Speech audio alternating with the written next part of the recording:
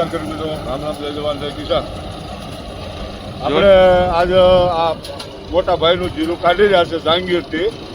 નવું હલર છે ગણેશનું, અને અત્યારે સવારના અંદાજે 8, 8:30નો સમય થયો છે, 8:30નો. અને જીરામાં ફૂલ ભેજ એટલે કે ઝાકળ બેસી ગયેલો છે. અને તમને જીરું પણ બતાવું અને હલર પણ આખો વિડીયો બતાવું. તો મિત્રો પૂરો વિડીયો જોઈજો અને બીજા ખેડૂત મિત્રોને શેર કરજો, જેથી તમને આ નવા હલરનો તમને વિડીયો જોવા મળે અને તમને નવો અનુભવ થાય. અને અમે પણ આજે એક નવો અનુભવ કરી રહ્યા છીએ કે તમને હમણાં હલર અને જીરું કઈ રીતનું આવે છે એ જાંગીરનો વિડીયો બતાવું.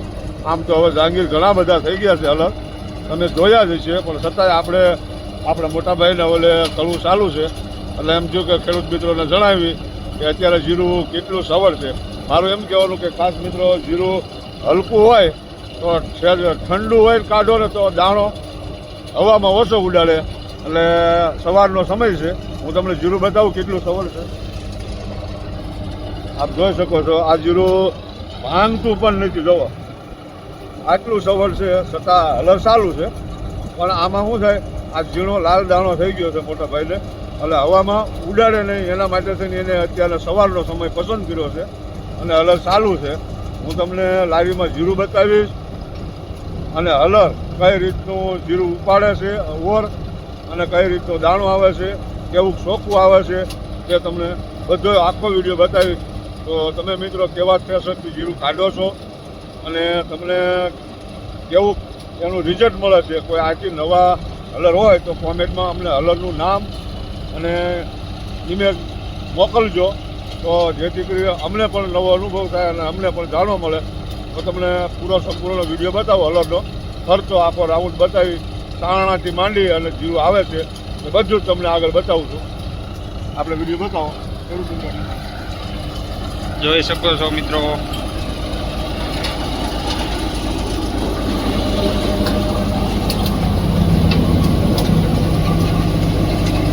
અહીંથી જીરું ઓરવાનું છે પાછળ.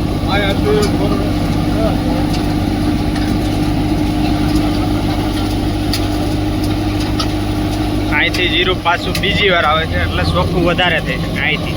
આ રીતનું જીરું ઉપાડે છે ખેડૂત મિત્રો. આગળ જે તમને દેખાઈ રહ્યું છે આ બધા ત્યાં જીરું પાછું રિટર્ન આવે છે. આગળ આ સાઈડ દાખલા અને બાકી કોકો ઉડાડે છે આ સાઈડ.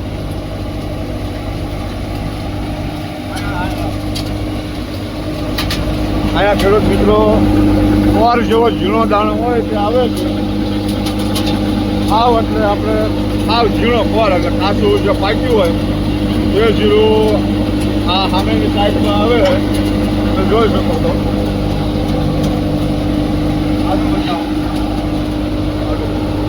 ત્યાં દાખલા પડી રહ્યા છે અને આ તો ઓલી સાઈડ ઓલી સાઈડ જીરું આવે છે લારીમાં.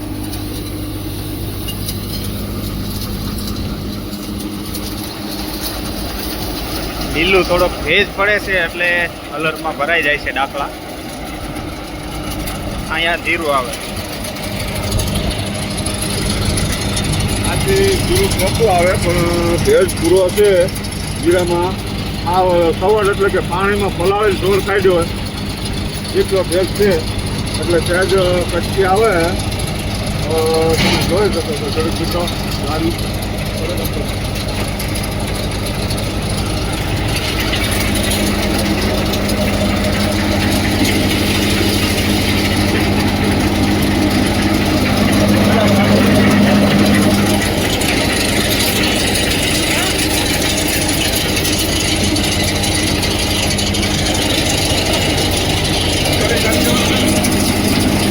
ના ના, અહીંયાથી જીરું પટ્ટામાં ચડે છે અને અહીંથી સીધું લારીમાં આવે. જો તમારે લારીમાં ન લેવું તો અહીંથી આ પંખો બંધ કરી દેવાનો અને ત્યાં તગારા રાખીને તમે પણ જીરું લઈ શકો.